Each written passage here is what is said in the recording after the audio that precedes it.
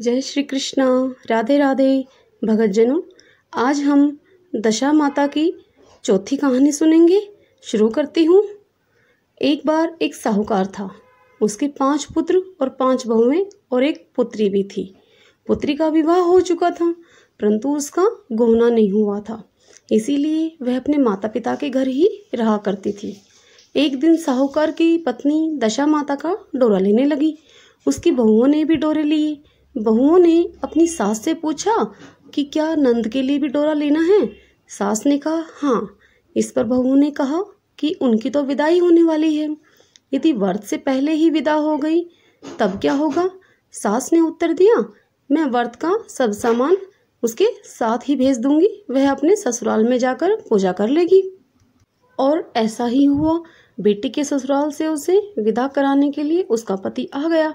माँ ने बेटी को विधि पूर्वक विदा किया और उसकी पालकी में पूजा का सब सामान रखवा दिया। लड़की अपनी ससुराल पहुंची तो उसे घर के आंगन में गलीचा बिछाकर बैठाया गया। पास पड़ोस की बहुएं, महिलाएं, नई बहू को सब लोग देखने के लिए आए। सब उसकी सुंदरता और गहने कपड़ों की प्रशंसा करने लगे। किसी की निगाह उसके गले में बंधे डोरे पर पड़ गई। तब वह बोली कि बहू की माँ बड़े टोटके करने वाली है। सबकी निगाह उसकी बात सुनकर बहू के गले में पड़े डोरे पर पड़ी। सभी स्त्रियां डोरे के बारे में कहने लगी। शाम को सास, नंद, देवरानी, जेठानी, घर की सभी स्त्रियां भी इसी डोरे की चर्चा करने लगी। सब डोरे की ही निंदा कर रही थी। सुबह से शाम तक डोरे के बारे में सुनते सुनते बहू का जी ऊब गया। उसने डोरे को गले से उतारकर जलती हुई बोरसी में डाल दिया। डोरे के जलते ही सारे घर में आग लग गई। घर में रखा सब सामान, धन धान सब जल गया। सब आदमी अपने प्राण बचाकर घर से बाहर भागे। अब घर में केवल नई बहू और उसका पति ही रह गया था। घर का सब सामान जलकर राख हो गया। घर में अब न खाने को अन्न था और न पहनने के लिए वस्त्र ही बचे थे। इसलिए दोनों पति पत्नी गांव छोड़कर रोजगार खोजने के लिए चल दिए। चलते चलते वे उसी गांव में पहुंचे जहां की वह लड़की थी। लड़की ने अपने पति से कहा, तुम यहाँ बाहर झोंको और मैं भी कोई ना कोई काम ढूंढती हूँ। पत्नी का कहना मानकर वह बाहर झोंकने लगा और वह स्वयं एक कुएं की किनारे पर जाकर बैठ गई। कुएं पर सारे गांव की सभी स्त्रियां पानी भरने के लिए आया करती थी।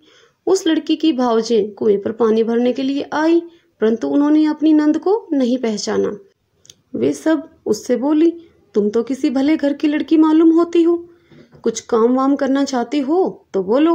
लड़की बोली, काम तो करूंगी, परंतु कोई नीच काम नहीं करूंगी। और इस प्रकार वह अपनी भावजों के साथ घर पर चली गई और उनके घर में जाकर काम करने लगी। एक दिन दशा माता का डोरा लेने का समय आया। सास के कहने पर सब बहुओं ने डोरे ले लिए। बहुओं ने सास से पूछा कि क्या इस लड़की के लिए भी डोरा लेना है। सास ने कहा हाँ। बहुओं ने कहा, इसी प्रकार तुमने नंद जी के लिए भी डोरा ले लिया था, परंतु पूजा से पहले ही उनकी विदाई हो गई।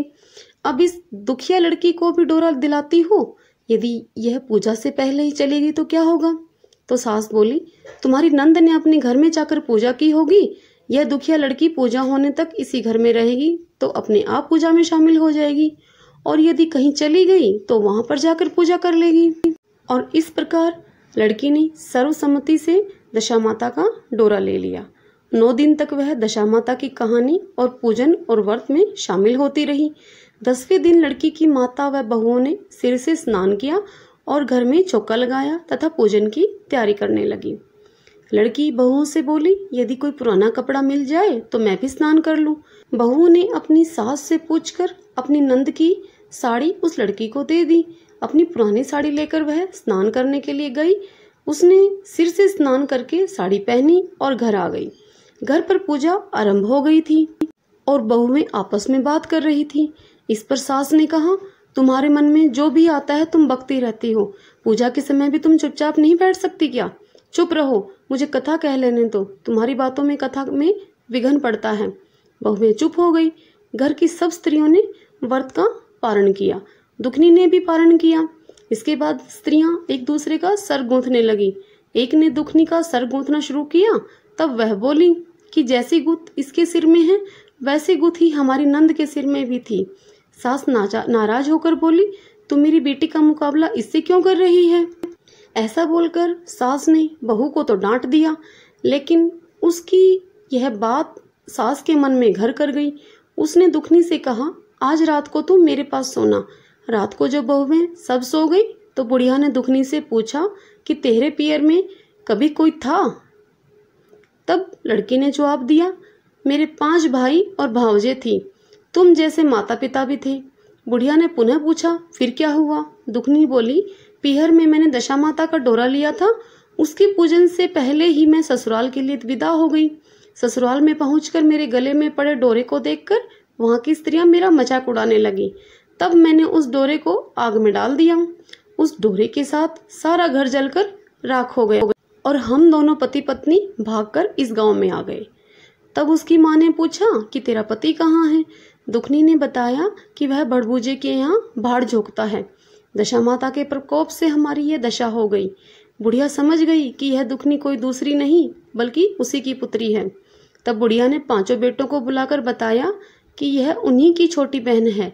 सवेरा होते ही माता के कहने पर 5 भाई बड़बूजे के यहाँ से अपने बहनोई को लेकर आए। उन्होंने उसको स्नान कराया और उत्तम वस्त्र पहनने को दिए। कपड़े पहनकर वह सुंदर साहूकार दिखाई देने लगा। वह कुछ दिन ससुराल रहकर फिर अपने घर को गया। घर पहुंचकर उसने देखा कि सब लोग पहले की तरह ही सुखपूर्वक रह रहे हैं। इसके बाद वह अपनी ससुराल वापस आया और अपनी पत्नी को विदा कराकर ले गया।